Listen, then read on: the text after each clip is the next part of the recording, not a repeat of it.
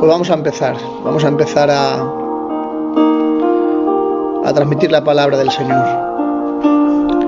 Lo que creo que el Señor quiere en esta tarde que comparta. Amén. Dice la palabra del Señor en Hechos de los Apóstoles, en el capítulo 1, a partir del verso 6, dice la palabra de Dios así. Dice: entonces los que se habían reunido le preguntaron diciendo: Señor, ¿restaurarás el reino a Israel en este tiempo?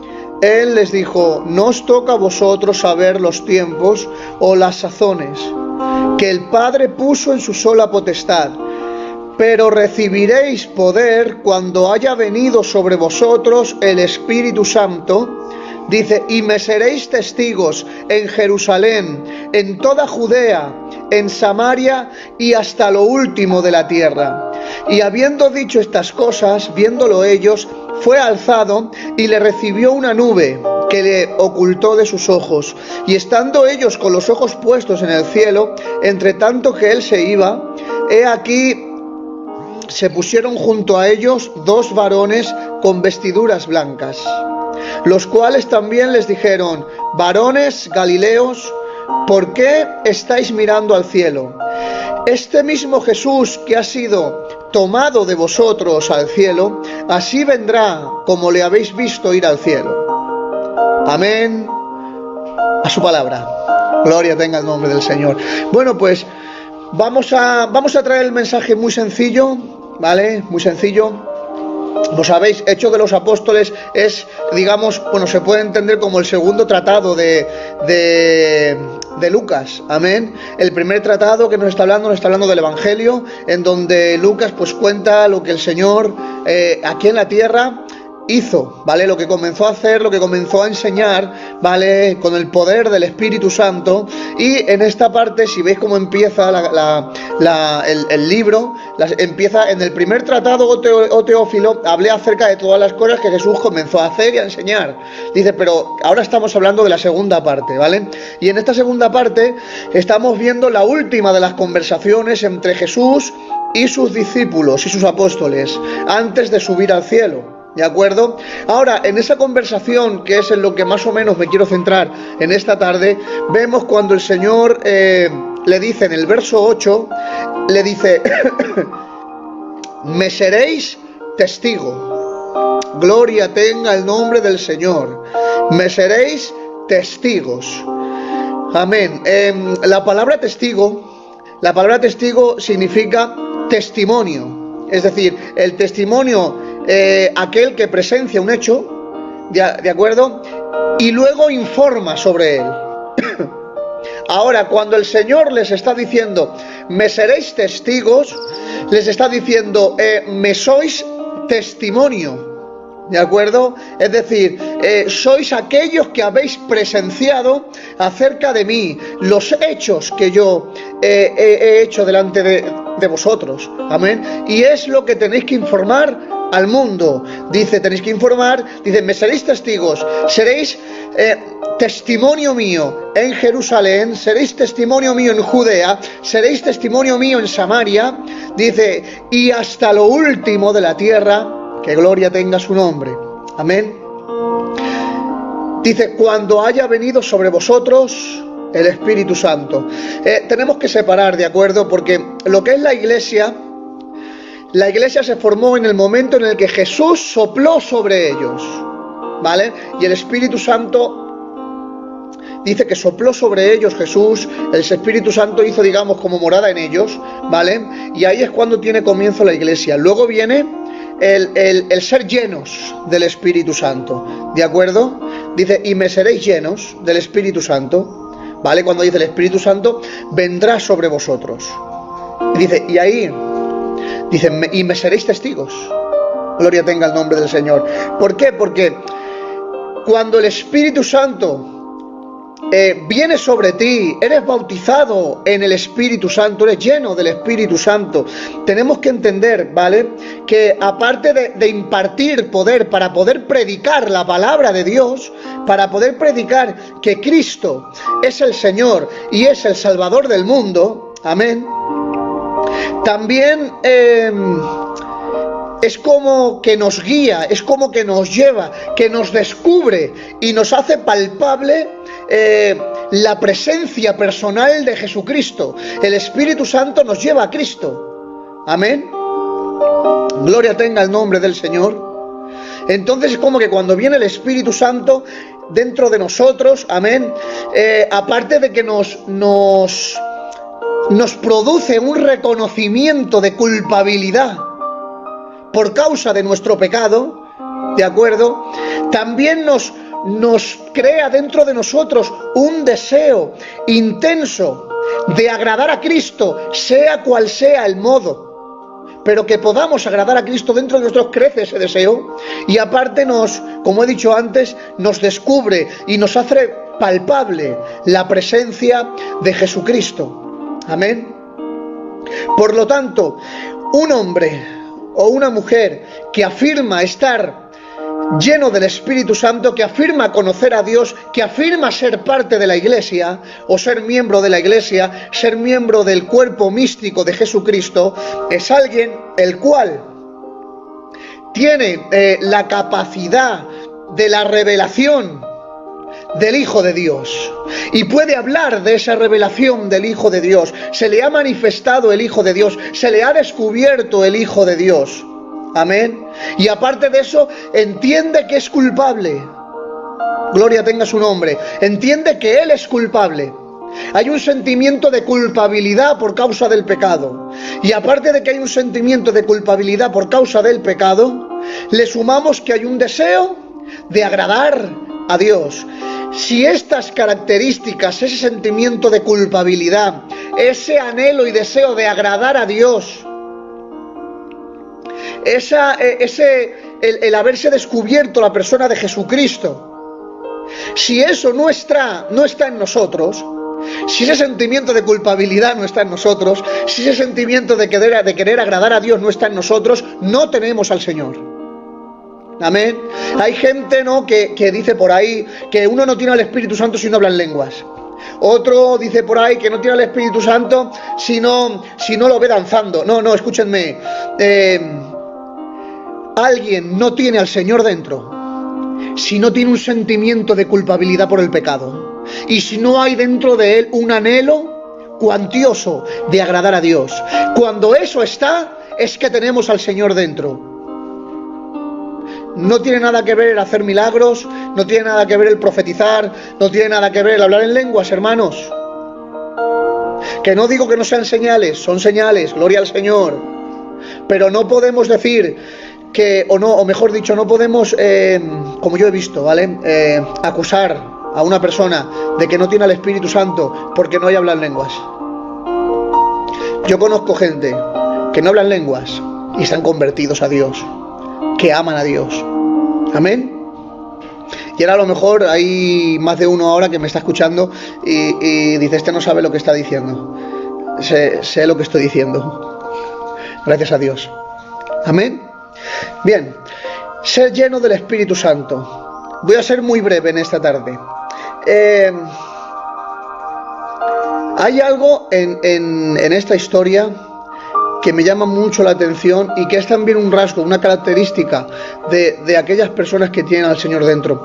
Cuando los discípulos tuvieron esta vivencia que os he leído, amén, dice la palabra que volvieron a Jerusalén y dice que se reunían, ¿vale?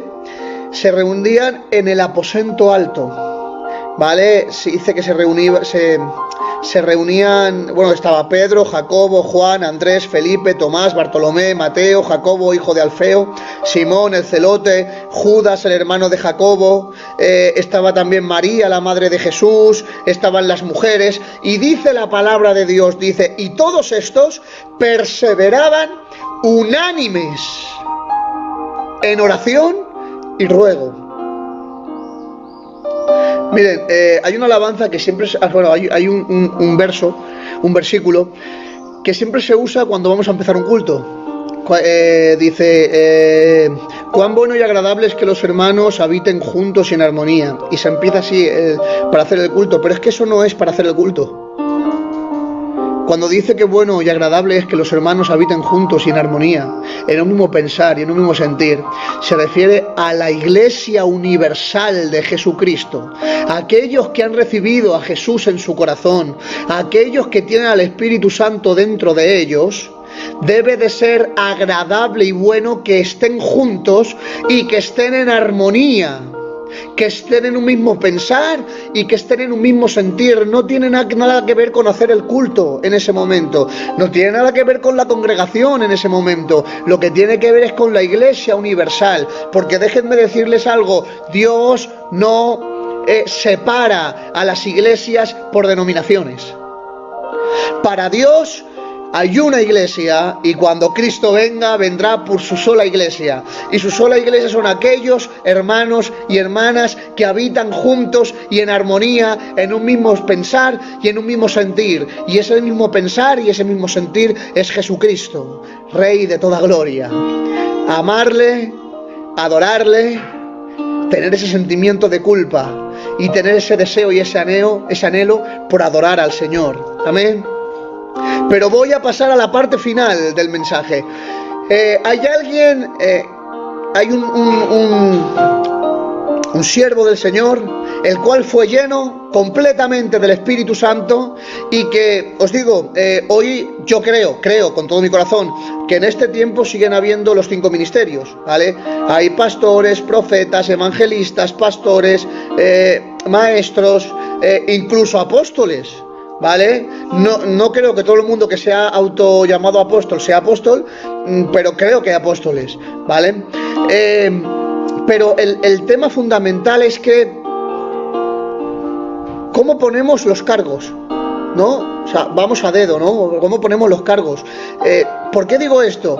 Porque créanselo, si hoy existiera un Esteban, ¿saben quién era Esteban? Un diácono lleno del Espíritu Santo, un diácono que predicaba la palabra, un diácono que a través de él se hacían señales, milagros y prodigios. Si hoy en día estuviese un Esteban aquí, créanselo que hoy en día sería un apóstol, pero en aquel entonces era un diácono. Y quiero que se me entienda, no digo en ningún momento que los apóstoles se equivocaron de ponerlo diácono, no, digo que lo que a veces nos equivocamos somos nosotros. Amén. Gloria tenga el nombre del Señor. Este Esteban era un diácono, pero estaba lleno del Espíritu Santo. Y la palabra me enseña que este diácono empieza a predicar la palabra de Dios. Y fíjense que lo que provoca la palabra de Dios no es el aplauso, porque hoy en día lo que vemos que provoca la palabra del Señor es el aplauso, pero a él no le provocó aplausos. ¿Saben lo que le provocó a Esteban predicar la palabra de Dios? Lo que le provocó fue que se manifestaran. Sí, crujían los dientes. Cuando le oían, crujían los dientes. Y dice la palabra del Señor que lo apedrearon. Fíjense qué diferencia. Hoy la predicación mueve aplausos. Antes la predicación provocaba que los apedreen. Qué diferencia, ¿verdad? De hecho, si leemos la Escritura, cuando el apóstol Pedro predicaba la palabra de Dios, dice la palabra que pasaba lo que ocurría cuando Juan el Bautista predicaba la palabra de Dios. ¿Y sabe lo que era? No era aplausos. Lo que provocaba en la gente que oía era: ¿qué haremos, Señor? Sentimiento de culpabilidad. ¿Qué haremos, Señor? Eso es lo que provocaba a predicar la palabra del Señor. Y este Esteban, lleno del Espíritu, que predicó la palabra del Señor, lo apedrearon. Pero fíjense lo que dice la palabra. Oyendo estas cosas, escuchen, se enfurecían en sus corazones. Y dice, y crujían los dientes contra él.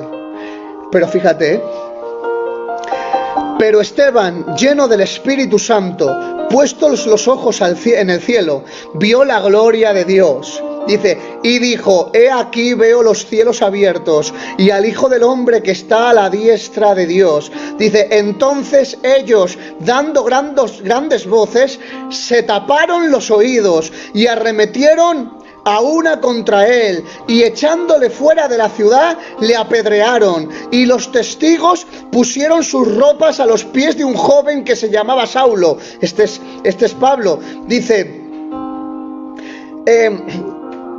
a Saulo dice, y apedreaban a Esteban, escuchen, mientras él invocaba y decía, Señor Jesús, recibe mi espíritu. Dice, y puesto de rodillas, clamó a gran voz, Señor, no les tomes en cuenta este pecado.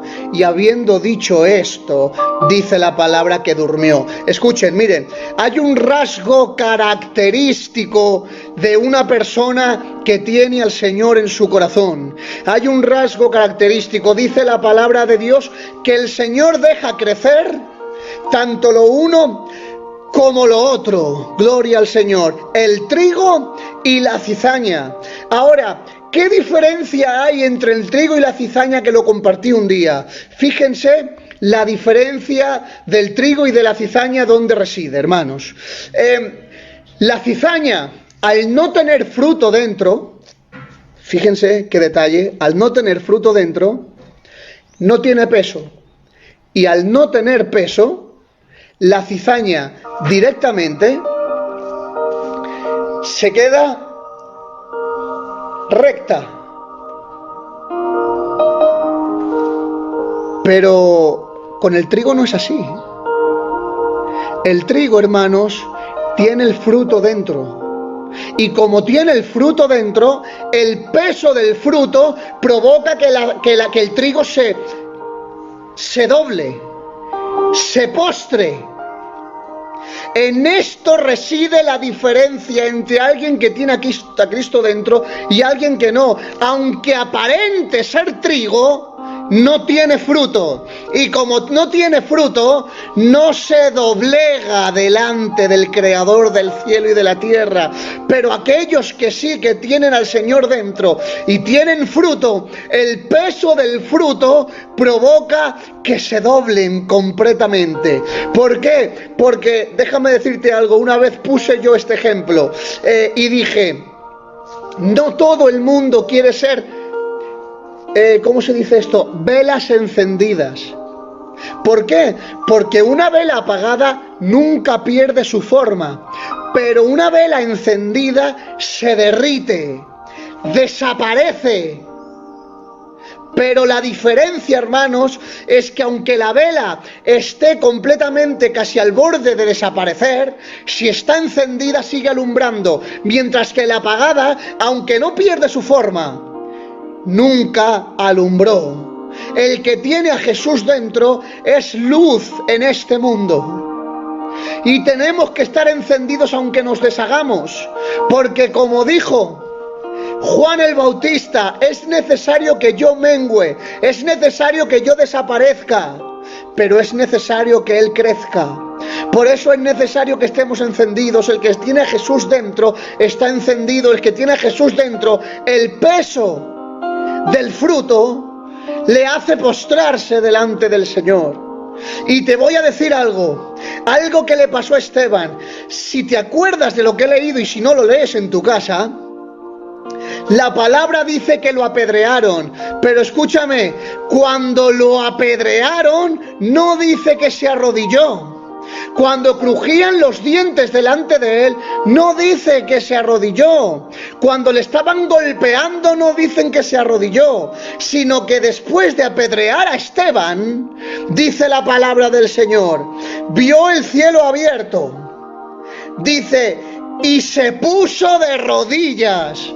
Las piedras no provocaron que Esteban se arrodillaran, pero el cielo abierto Y la presencia de Cristo sí que provocó que Esteban se arrodillara. Déjame decirte que el peso provoca que delante del más grande te arrodilles, pero solo delante del más grande. No hay nada por lo cual te puedas arrodillar. No hay, escúchame, no hay cheques que te pongan para ir a predicar que hagan que te arrodilles. No hay iglesias grandes que digas, no, es que tengo que predicar un mensaje así bonito para que me vuelvan a llamar. Eso no te puede arrodillar. Solo la presencia de Dios es la que tiene que arrodillarte.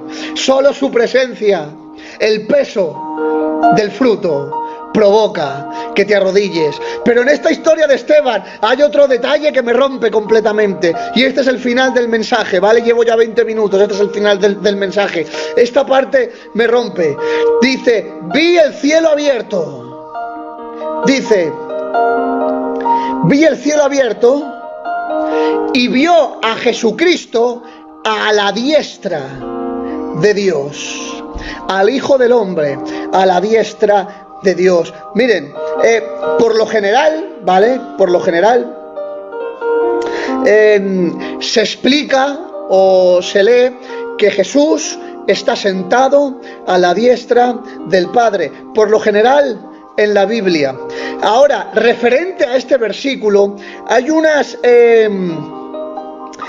traducciones, digamos, como más nuevas, ¿vale? Que dice que Jesús estaba de pie a la diestra del Padre. Ahora, ¿qué quiere decir esto en este versículo? Quiere decir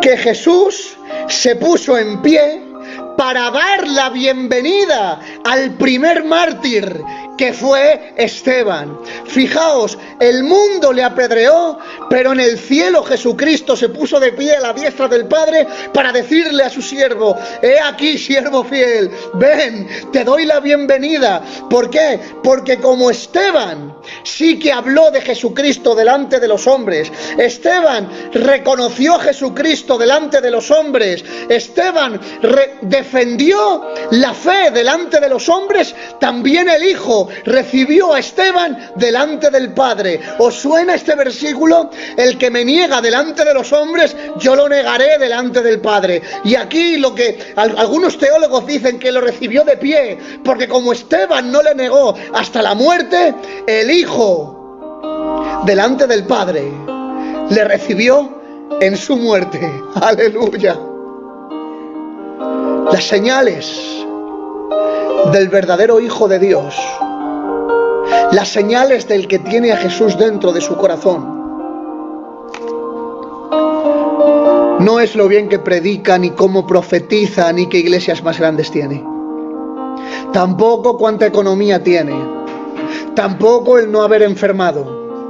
Eso no son las señales de alguien que tiene al Hijo de Dios dentro. Alguien que tiene al Espíritu Santo dentro, que tiene esa comunión con el Padre, con el Hijo y con el Espíritu Santo, que es un Hijo de Dios, es aquel que sabe que es culpable, pero que por misericordia de Dios, Dios le ha justificado y que no puede negar a Dios delante de los hombres, que tiene que seguir predicando la verdad, que no se postra delante de nada de este mundo, sino que se postra únicamente delante de la presencia del Señor, que anhela celosamente querer agradar al Señor, y cuando le falla o hace algo indebido, se rompe completamente. Voy a terminar esta palabra contando algo que algunos sabéis ya. La diferencia entre un converso y un inconverso. Dice la historia que era un matrimonio, ¿no? Y este hombre se levanta tarde, se da cuenta que era tarde, tenía que ir a trabajar y era muy tarde. Rápido se prepara, se viste, resulta que ve que hay nieve en la ventana y él se da cuenta que si tiene que ir con el coche va a tardar mucho más, pero no tiene otra forma de ir a trabajar. Se pone muy nervioso y a pesar de los problemas, esos que se ven en esa primera hora de parte mañana, resulta que su mujer le dice: ¿puedes tirar la basura de casa? Eso lo provocó a ira, lo encendió y le dijo: pero que no te das cuenta que llego tarde a trabajar, que está nevando, que voy a llegar más tarde todavía y tú aún me dices tú que tienes que estar en casa, que no tienes que hacer nada más que hacer las 4 cosas de casa, y me dices a mí que tire yo la basura. Se enfada con ella, le dice groserías, cierra la puerta de casa, se mete en el coche y se va a su trabajo. Ahora resulta que este matrimonio, tiempo después, se convierte. Amén. Acepta al Señor en su corazón, se convierte y se repite la historia. El marido se despierta tarde, se prepara, se asoma a la ventana, ve que está nevando, sabe que va a llegar muy tarde y su mujer le dice: cariño, ¿puedes tirar la basura? Este hombre se enfada, le grita, cierra la puerta y se marcha a su trabajo. Y ahora ustedes me dirán: ¿y dónde está la diferencia? Esto lo contó un siervo del Señor. ¿Dónde está la diferencia? La diferencia estaba después. La primera vez, cuando no tenían a Jesús dentro, él fue a su trabajo creyendo que tenía razón y que no tenía por qué pedirle perdón a su mujer. Pero cuando se convirtió al Señor, la misma historia, la diferencia se vio que cuando iba hacia su trabajo, dentro de su corazón había algo que le decía: ¿qué has hecho? ¿Por qué le has gritado? ¿Por qué le has dicho eso? ¿Por qué le has hecho sufrir? Anda, llámala y pídele perdón. Y este hombre se entristece en gran manera, coge el teléfono, llama a su esposa y le dice: mira, perdóname, que no he hecho bien. Sé que no he hecho bien, perdóname. Ahí está la señal de que uno tiene al Señor dentro. Que aunque cometemos fallos, y a veces cometemos los mismos fallos, que fallos no es lo mismo que hacer las cosas a posta, que quede claro, que aun habiendo cometido el mismo fallo, hay algo dentro de ti que provoca que le pidas perdón y que no quieras volverlo a hacer nunca más, porque sabes que a lo que Dios no le agrada, a ti tampoco te agrada. Que Dios te bendiga, que Dios te guarde, y te animo a seguir en los pies de Cristo. Amén. Un abrazo fuerte y que el Señor te bendiga. Creo que hasta aquí la palabra del Señor. Creo que ya no... Esto es lo que tengo de parte del Señor, y hablar más posiblemente añada más. Amén. Que sea mío y que no sea de Él. Que Dios os bendiga y hasta la próxima, hermanos.